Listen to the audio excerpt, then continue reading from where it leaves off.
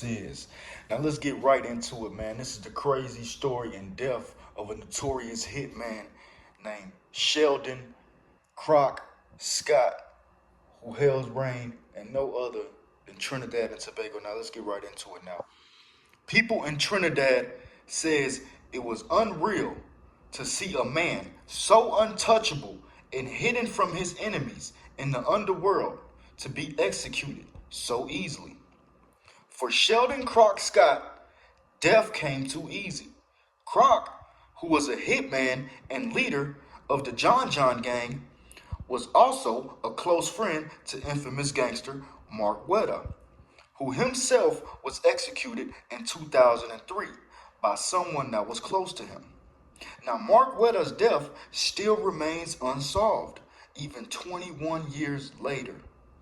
As in fact, Crock's death remains unsolved too, and he was executed in 2008 during Trinidad's carnival season. Now, Crock wasn't no sit-back gangster. He was a get-out-and-go-do-it type of gangster. He was a professional hitman who feared no one, but had all in fear. The homicide detectives even said they lost count on how many bodies and slayings he's responsible for. Some say it's over 50. The detectives, along with residents, say they stopped counting how many bodies after he reached 24. Whew. 24 bodies, man, and that's crazy. In fact, they were relieved when they found out that Crock was executed. Now that should tell you how big of a menace and demon Crock was, not only to his own community, but to the police, and how all of Trinidad looked at him. Now Crock, who had over 50 bodies under his belt, was only 30 years old when he too fell a victim to the same ways he made victims. Now, his family says that Crock was a bad boy at a very young age. Police said Crock caught his first body at only 14 years old. Now, his mother says she tried her best with him, but he was too deep into the street life.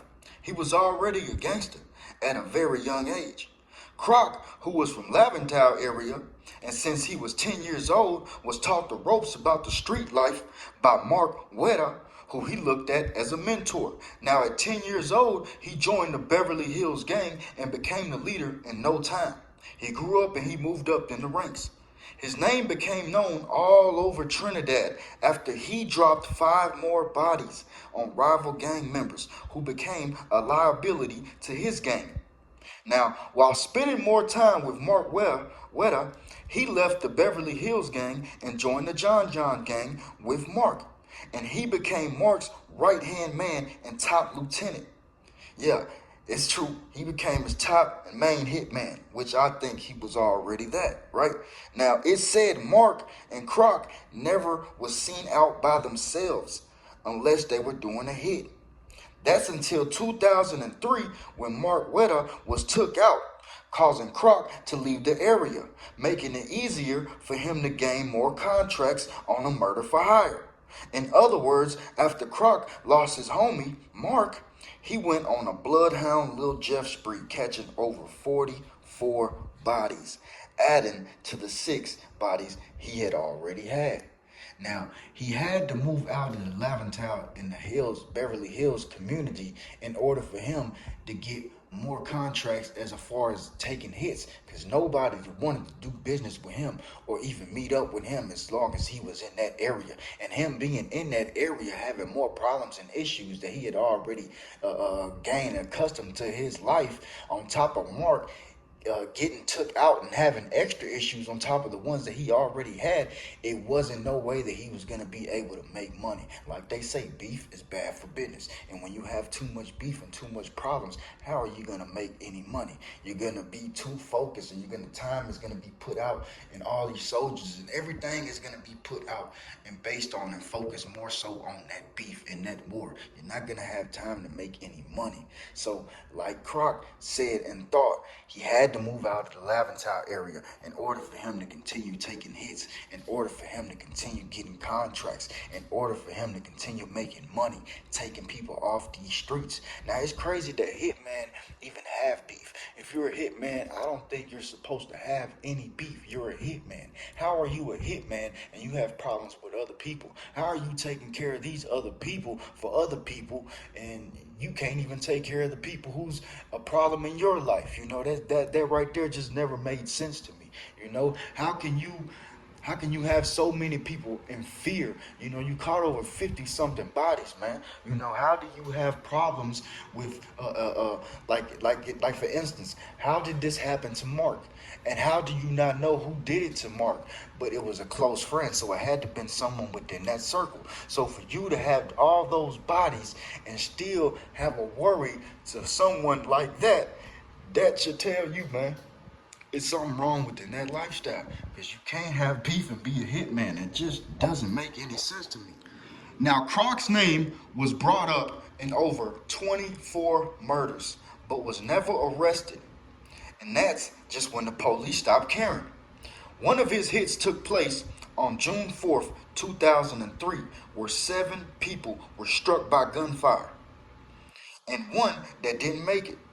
In almost every hit Crock has done, he has struck more than 5 people at each hit. Crock was the father to 9 children, and on February 4th, 2008, he had went to Fatima Trace to drop off a shotgun when he was approached by another hitman, a hitman who he knew, a hitman who was in the same crew as him.